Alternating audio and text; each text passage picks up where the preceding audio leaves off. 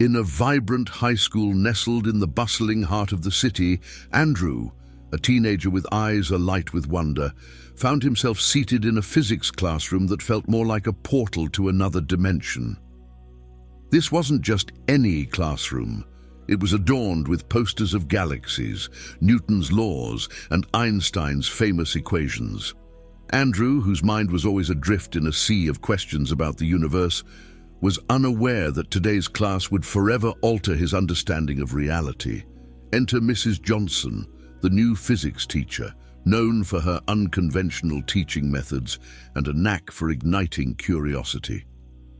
Today, she was about to unravel the mysteries of quantum mechanics.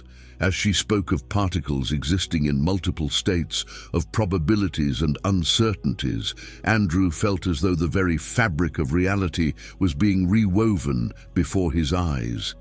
He learned about entanglement, where particles, once connected, remain intertwined across vast distances.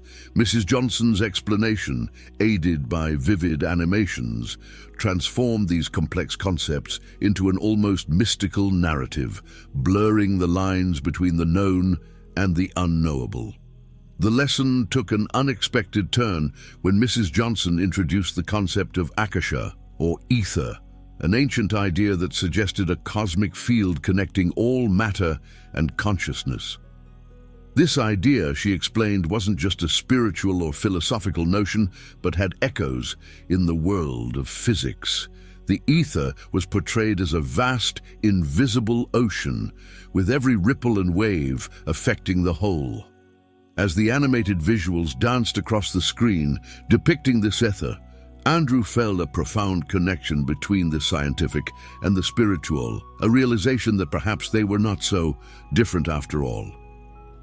As Mrs. Johnson delved deeper into the concept of consciousness, the classroom transformed into a realm of wonder. Andrew, along with his classmates, was introduced to the staggering idea that our consciousness might not just be a product of our brains, but something more expansive. Mrs. Johnson cited studies where individuals reported transcendent experiences, suggesting a consciousness that transcends our physical boundaries.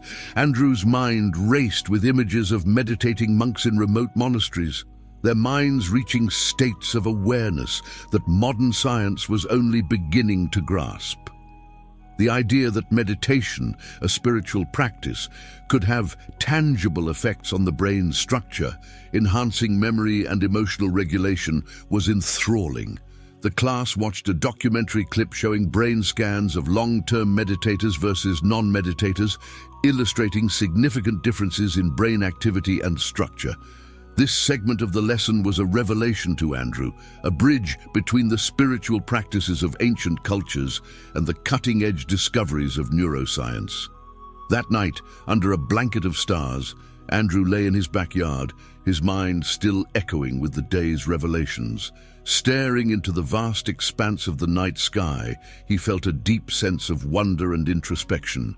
The lessons of the day replayed in his mind, blurring the lines between the tangible and the intangible, the physical and the metaphysical. Could the laws governing the stars and galaxies also offer insights into his own inner universe? Was his search for scientific understanding also a journey towards spiritual awakening? Andrew felt as though he was on the cusp of a great discovery, not just about the universe, but about himself. Each star seemed to twinkle with ancient wisdom, each whispering a different piece of the cosmic puzzle he was striving to solve. As Andrew journeyed further into this melding of science and spirituality, his perception of the world transformed profoundly. Each day became a new chapter in his personal book of enlightenment. He found himself engaging in deep conversations with Mrs. Johnson after class, delving into topics like the nature of the universe, the concept of time, and the human quest for meaning. These discussions were not just academic. They were deeply personal and spiritual. Andrew began to see the beauty of the universe, not just in equations and theories, but in the everyday miracles around him. The unfurling of a leaf, the dance of light on water, the rhythm of his own breath.